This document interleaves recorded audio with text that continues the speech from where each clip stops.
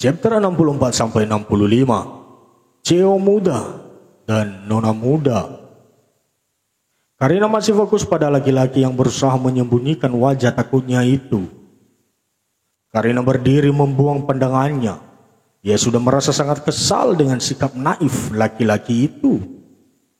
Ia pun berdiri dan menyisingkan lengan baju kanannya. Dan tanpa aba-aba langsung melayangkan tinju ke wajah laki-laki itu. Hingga membuat badannya tersungkur ke lantai. Ampun, seisi ruangan terkejut dengan aksi brutal Karina tak terkecuali Geral. Yang untuk pertama kalinya mengetahui sisi lain kemampuan istrinya itu. Karina yang lemah nampaknya predikat itu harus ia hapus dari lembaran memorinya mulai detik ini. Ia pun kembali teringat bagaimana Karina bisa meloloskan diri dari penculikan gangster yang berbahaya saat itu. Ia kini tak heran lagi dengan bagaimana Karina bertahan dari bahaya. Oh, gelar nona muda yang anggun kayaknya akan bertambah dalam kriteria yang terampil, baik dalam kecerdasan maupun bela diri. Tommy dan Romy saling berpandangan sementara Geral masih melototi tubuh lelaki yang terkapar ke lantai itu. Sumpah ini baru namanya Wonder Woman beraksi, batin Tommy. Karina menarik kerah baju lelaki itu, lalu mendorong kepala laki-laki itu ke atas meja dengan kasar, membuat orang staf lain menjauh ketakutan. Cepat, katakan siapa kamu? Kamu dibayar berapa oleh Robbie, hardiknya? Geral mendekat dan berusaha menenangkan Karina. Tommy dan Romy segera bertindak mengamankan laki-laki itu. Geral, apa kau kenal Robbie? Dialah dalang semua ini dan dia juga sekutu Ciri. Tutur Karina di sela napas lelahnya. Sayang kamu bisa, komentar Geral. Oh, diam lu, Tom. Amankan laki-laki ini, dia saksi kita. Tita Karina beranjak ke kamar mandi, merapikan dirinya. Dua orang staf lainnya masih menunggu Karina di meja meeting. Karina melangkah mendekat dengan suasana hati yang tenang.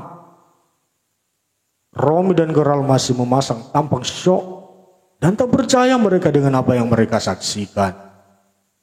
Pak, bisa saya lihat desain Anda? Pinta Karina dengan suara tenang dan pelan. Ini Nyonya. Karina mengamati dengan sesama lalu kembali pada wajah tegang seisi ruangan itu. Mereka melakukan plagiat terhadap produk kita. Sekarang buatlah desain yang berbeda dari ini. Temanya family. Untuk promo iklannya gunakan cerita klasik. Itu akan membuat ia terkejual. Kedua staf itu saling berpandangan seolah merasa tertolong akan ide brilian Karina. Keduanya lantas segera menjauh dan mulai memproduksi mobil dengan tema yang diusulkan Karina. Kini Karina kembali kepada kedua lelaki itu. Geral dan Romy saling berpandangan. Sejak kapan kamu bisa bela diri, Karina? Geral membuka suara. Sebelum gue kenal lu. Romy, gimana hasil penyelidikanmu? Adik ipar? Romy terkekeh mendengar Karina sudah mengetahui statusnya sekarang. Ia pun tak perlu lagi menyimpan rahasia apapun dari Karina. Ini drive CCTV rumah sakit. Di sana ada rekaman bagaimana kerjasama mereka dan permainan ranjong mereka. Kalau kalian tertarik boleh kok dicoba, siapa tahu gaya mereka lebih bagus dari kalian. Udah Romy. Aku tidak tertarik, ketus Karina. Untuk promo kita butuh artis terkenal kan? Setelah Geral kembali ke masalah produk yang akan dirilis. Siapa artis yang terkenal saat ini? Jerry Louis, ucap Romy sekenanya.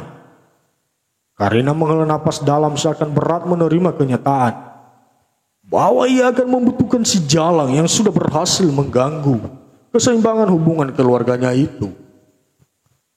Ya sudah, kalian pikirkan saja mana yang terbaik.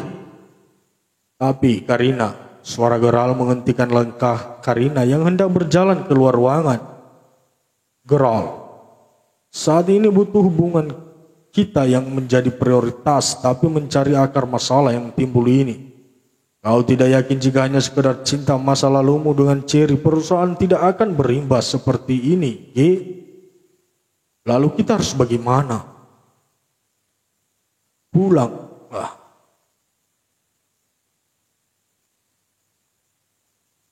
Pulanglah ke orang tuamu, tanyakan kenapa Robbie ingin menghancurkan kalian. Soal hubungan kita abaikan. Aku akan balik ke Paris sebagai Karina, bukan istrimu. Karena aku tidak mau karirku hancur gara-gara skandal dalam keluargamu. Kamu menghina keluargaku. Suara Gerald mulai meninggi seakan ia tersinggung dengan ucapan Karina. Kalau iya kenapa? Aku muak.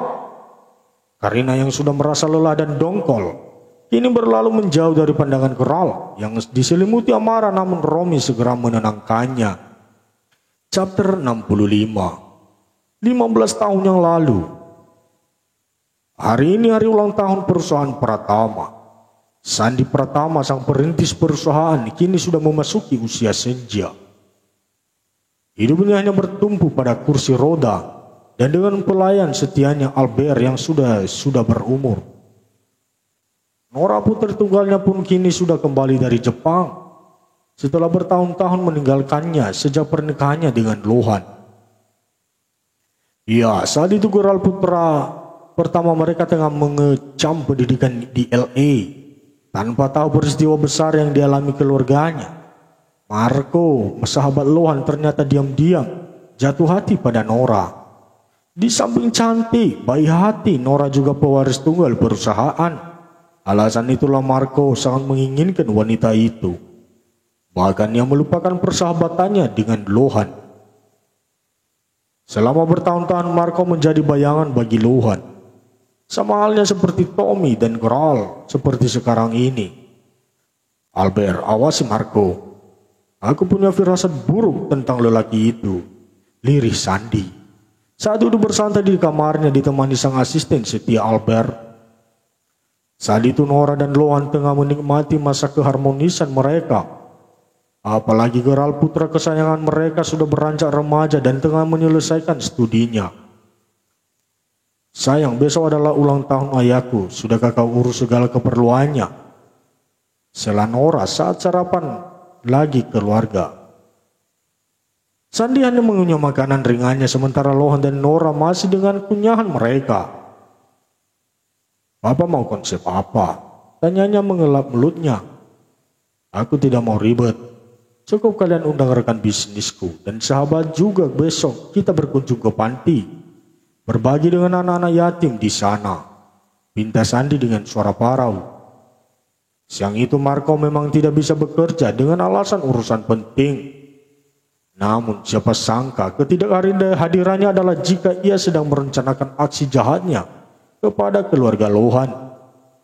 Rageb yang sudah juga sahabat dan rekan kerja untuk perusahaan pertama juga selalu berada di samping Lohan. Bahkan hampir setiap kali yang meminta pendapat Rageb dan Marco, Lohan selalu memilih pendapat Rageb hingga menimbulkan kecemburuan tersendiri bagi Marco. Mencintai istri Lohan diam-diam, merasa diabaikan Lohan, dan kini hasrat untuk menguasai kekayaan Lohan sudah cukup menjadi alasan bagi Marco melancarkan rencana jahatnya. Sayang, mana Marco? Tanya Nora saat menyuguhkan camilan siang untuk Lohan dan Rageb di kediaman Pratama. Entahlah, katanya cuti beberapa hari, ada urusan penting. Tutur Lohan santai. Lohan, aku merasa ada yang aneh dengan sikap Marco akhir-akhir ini. Lirih Rageb, apa maksudmu? Aku merasa dia sedang tidak baik. Maksudku dia sudah jarang mengikuti acara-acara kita. Terus selalu pergi tiba-tiba tanpa memberitahu tujuan dan alasan yang jelas. Iya, aku juga berpikir begitu. Tapi Nora malah tidak mempercayaiku, tepisnya. Malam itu Nora saat selesai melakukan perawatan malam rutinnya, di depan meja riasnya, tersentak mendapati layar ponselnya menyala. Dengan santai ia meraih dan membaca pesan chat yang memajang di beranda WhatsApp-nya itu. Nomor tak dikenal. besok malam ayahmu harus mati. Mata Nora seketika membelalak mendapati pesan mengerikan itu. Ia pun segera bangkit dari duduknya dan memanggil Lohan. "Sayang, cepat kemari, lihat ini." Teriaknya menuruni tangga berlari kecil. Lohan yang sedang sibuk dengan layar iPad-nya terkejut melihat istrinya berhambur dengan menenteng ponsel di tangannya. Tak menunggu lama ia pun menyodorkan layar yang masih menyala itu. "Apa maksudmu? Ini bacalah." Sama seperti Nora, Lohan pun terkejut melihat pesan singkat itu. "Ragam, selidiki, titahnya." Malam itu Ragam masih berada di kediaman Lohan untuk menyelesaikan beberapa urusan bisnis. Ia pun segera menghubungi saudaranya yang berada di India, saudara yang bekerja sebagai intel di kepolisian internasional.